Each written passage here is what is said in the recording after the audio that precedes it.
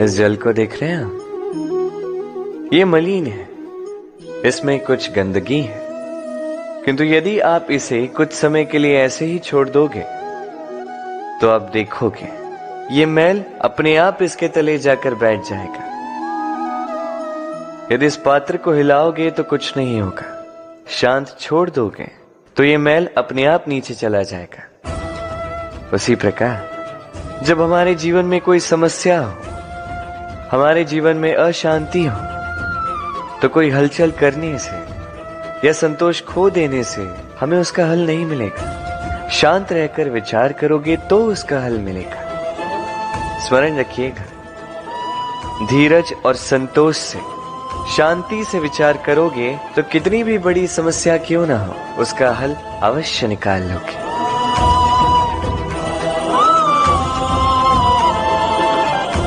क्योंकि अशांति का सुझाव शांति ही है। राधे राधे। समय, कहते हैं समय से पूर्व कुछ नहीं होता, हर बात का एक समय होता है। समय से पूर्व न सूर्योदय होता है, न सूर्यास्त होता है। समय से पूर्व पौधों में न पुष्प खिलते हैं न फल। किंतु एक बात सोचिए, यदि वर्षा आने से पूर्व किसान भूमि ना जोते, वो बीज ही ना पिरोए, तो क्या फसल उगेगी? यदि योद्धा युद्ध से पूर्व अपने शस्त्र ही ना परखे, तो वो युद्ध कैसे लड़ेगा? इसका अर्थ ये, समय आपका जब आना है तब अवश्य आएगा, किंतु तब तक ये महत्वपूर्ण है कि आप स्वयं को उसके लिए सज्ज रखें, क्योंकि ये अवसर, ये शब्द बोलने में जितना छोटा है, ये आता भी उतने छोटे समय के लिए है और फिर निकल जाता है। अब यदि अवसर आपके हाथ आ जाए और यदि आप उसके लिए सज्ज ही ना हो, तो आपको सफलता कैसे मिलेगी? तो आप उचित समय की प्रतीक्षा कीजिए, उस अवसर की प्रतीक्षा कीजिए, किंतु तब तक निरंतर प्रयासों से स्वयं को और सक्षम बनाते रहिए, क्योंकि सफलता आपकी प्रतीक्षा कर रही है। बस उसके लिए सज्ज रहिए। राधे राधे। वाणी मनुष्य को मिली सबसे अद्भुत भेंट।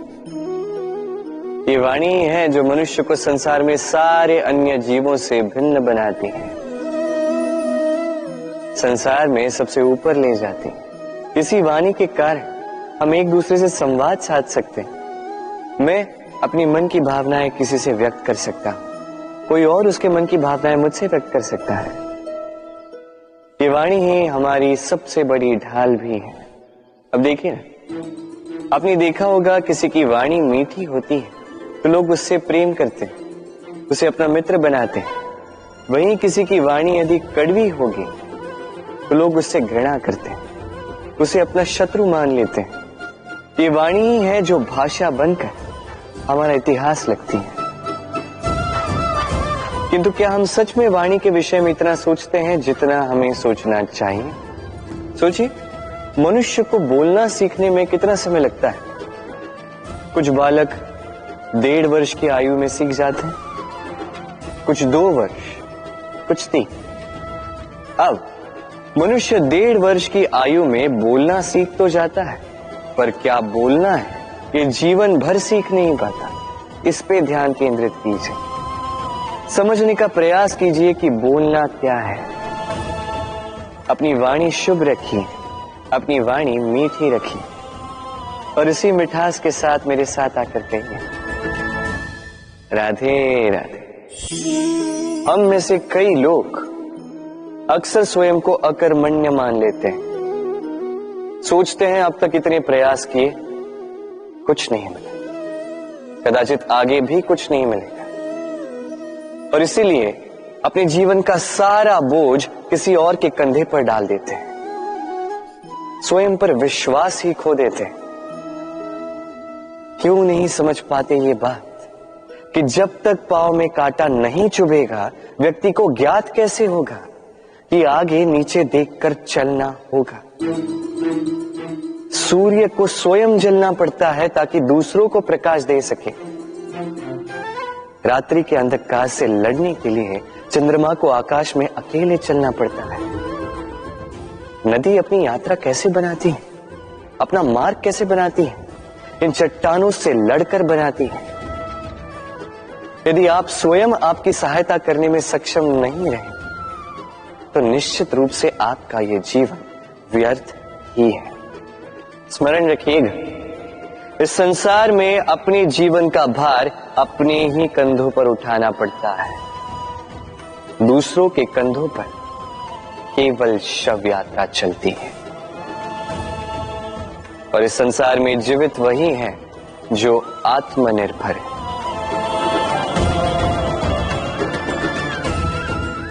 राधे राधे।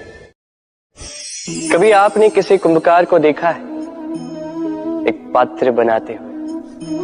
पहले गीली मिट्टी रौंदता है, फिर उसे मथता है, फिर उसे चाक पर चढ़ाकर एक उचित आकार देता है। यदि आकार ठीक ना हो तो उसे तुरंत ही ठीक कर देता है, क्योंकि उसे ज्ञात है। एक बार इसे आग पर रख दिया गया, एक बार इसे पका दिया गया, फिर उसके पश्चात उसका आकार नहीं बदला जा सकता।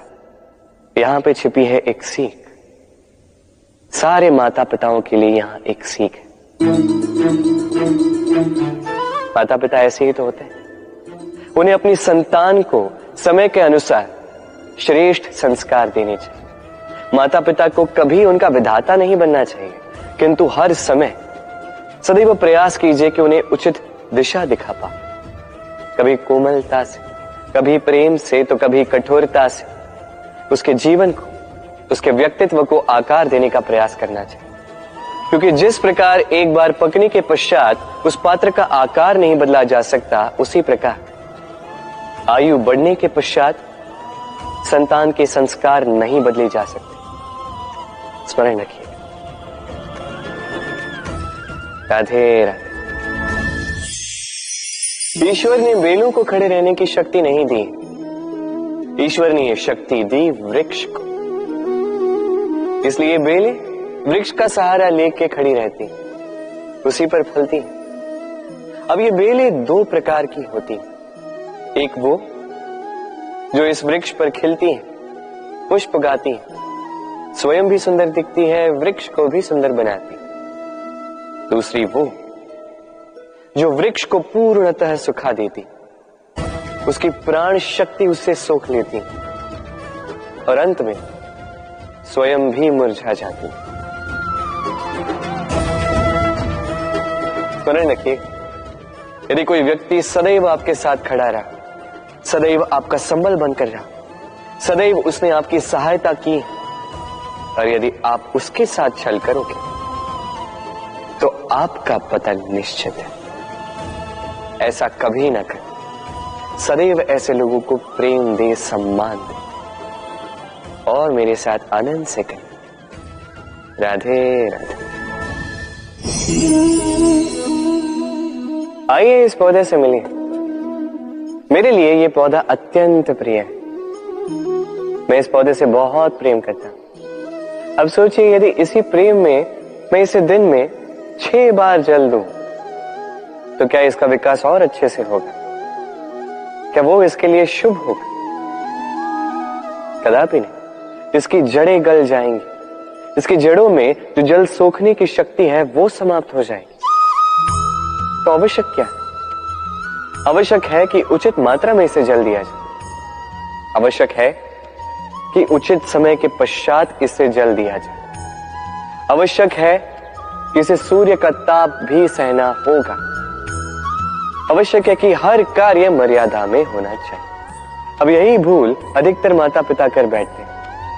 अपनी संतान से इतना प्रेम करते हैं और उसमें संतान की हर आवश्यकता पूर्ण करते हैं, हर एक वस्तु उसे देते हैं, हर एक बात करते हैं, और ऐसे में उस संतान के विकास में स्वयं ही बाधा बन जाते हैं। ऐसा मत कीजिए। ये यात्रा संतान की भी है। उसे भी जीवन में आगे बढ़ना है, बहुत कुछ सीखना है, अपने बल पर कार्य करने दीजिए। एक अत्यंत महत्वपूर्ण बात आपको बताऊंगा जिसे आपको स्मरण रखना है।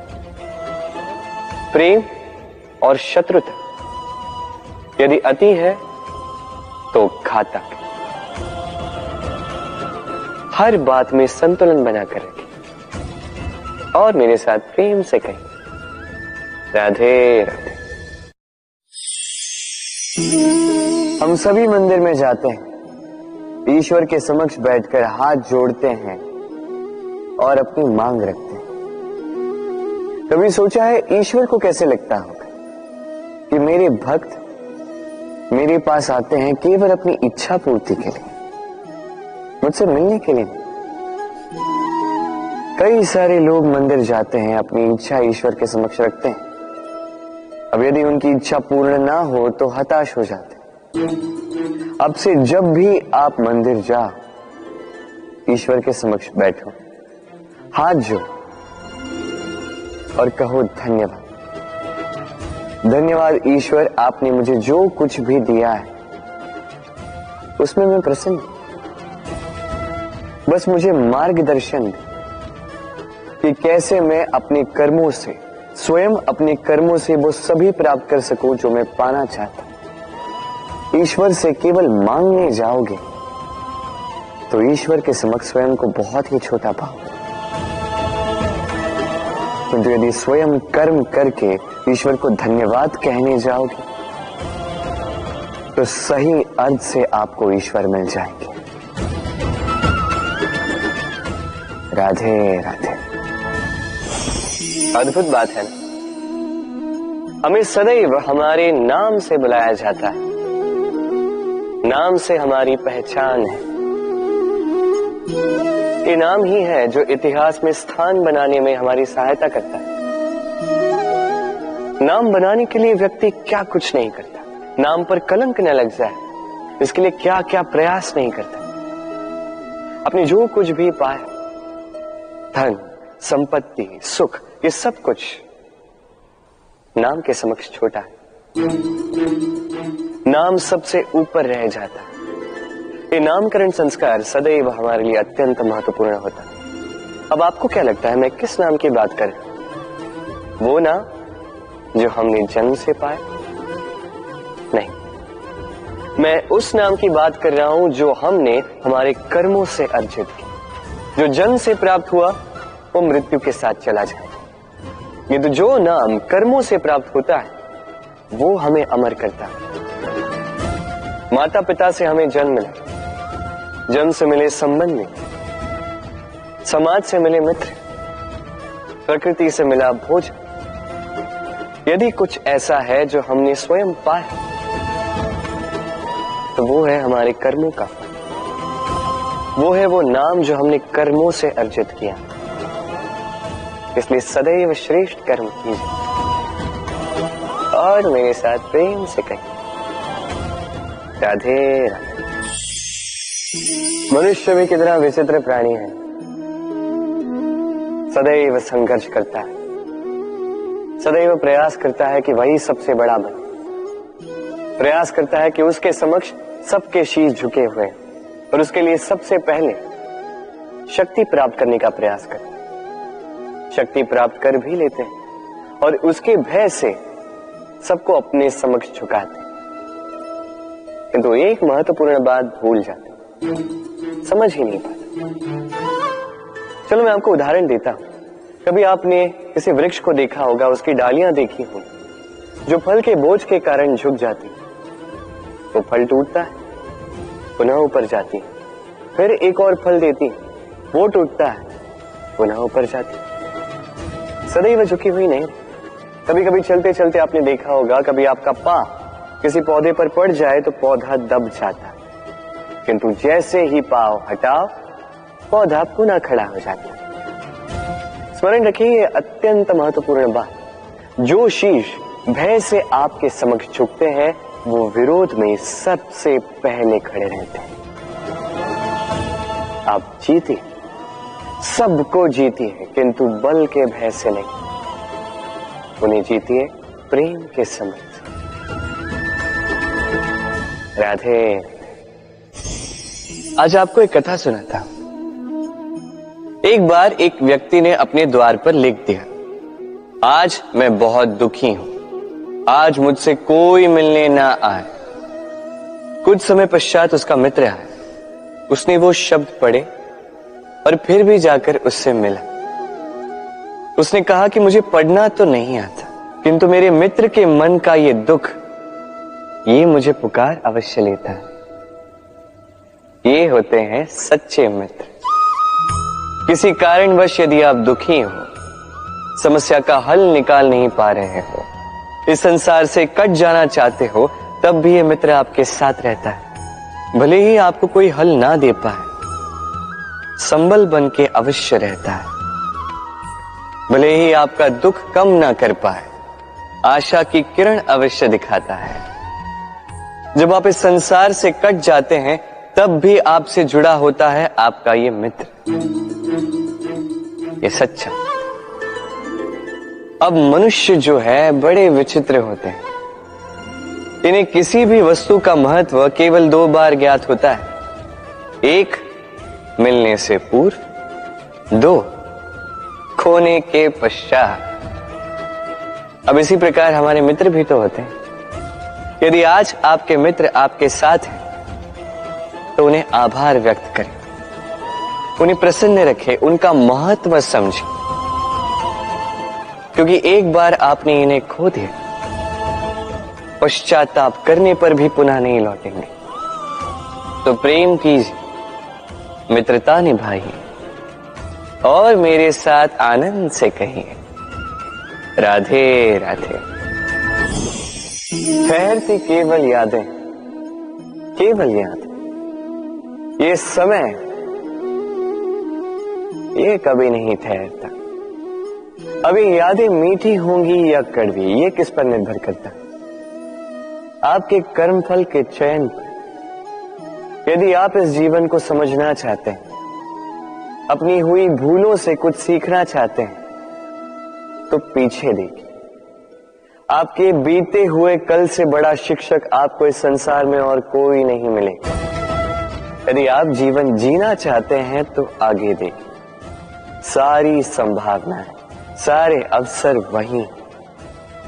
यदि आप स्वयं को सुधारना चाहते हैं, स्वयं की भूलों को सुधारना चाहते हैं, कुछ महान करना चाहते हैं, तो आने वाले समय से अधिक श्रेष्ठ क्षेत्र और कोई नहीं। स्मरण रखिए, आप चाहे जितने भी प्रयास कर ले कि आपसे कोई भूल ना हो, आपसे कोई ना कोई भूल अवश्य हो। ऐसे में उन भूलों से पछताइए अवश्य, उनसे सीखिए भी, किंतु उन भूलों को सुधारना कभी ना भूल। आपकी कल की ये भूल भविष्य का एक सुनहरा फूल बन सकती है। राधे। संसार में हर स्थान पर ये व्यापार व्याप्त होता है। कुछ पाने के लिए कुछ देना होता है, लाभ पाने के लिए निवेश करना होता है।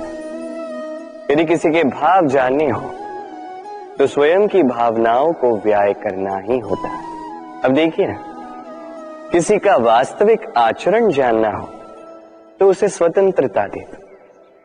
यदि किसी के मन की शुद्धता जाननी हो, तो उसे ऋण दे दो। यदि किसी के गुण जानने हो, तो उसके साथ भोजन करने का समय दे दो। यदि किसी का धैर्य जानना हो, तो उसे उसके प्रिय कार्य करने से मना करके देखो। यदि किसी की अच्छाई जाननी है, तो उससे सलाह ले लो। हर भाव के बदले कोई भाव देना ही होगा, किंतु संसार में एकमात्र ऐसा एक भाव है, जिसे देखने के लिए, जिसे पाने के लिए बदले में आपको वही भाव देना होगा, और ये भाव है प्रेम। यदि किसी का प्रेम देखना है, तो उसे निस्वार्थ प्रेम दीजिए। यदि किसी से प्रेम पाना है, तो उसे निस्वार्थ पारिशुद्ध प्रेम दीजिए। राधे राधे। मनुष्य जब जन्म लेता है, जीवा उसके साथ जन्म लेती है। कुछ वर्षों पश्चात दांत आ जाते हैं। वृद्धावस्था में ये दांत साथ छोड़कर चले जाते हैं, किंतु जीवा फिर भी साथ देती। कारण दांत कठोर होते हैं, वहीं जीवा कोमल होती है। इसी प्रकार यदि आप लंबे समय तक अपने अस्तित्व को बना के रखना चाहते हैं तो जीवा की भांति कोमल और लचीले बन जाए, ताकि जैसी भी परिस्थिति आपके समक्ष आए, चाहे उतार आए चाहे चढ़ाव, चाहे दुख आए चाहे सुख, चाहे हानि हो चाहे लाभ, आपका अस्तित्व कभी ना टूटे। कठोर होने पर आपके टूटने बिखरने की संभावनाएं अधिक हो जाती। जो भी समस्या हो, दुख हो चाहे सुख हो, कोमलता से साहस के साथ उसका सामना कीजिए। राधे राधे।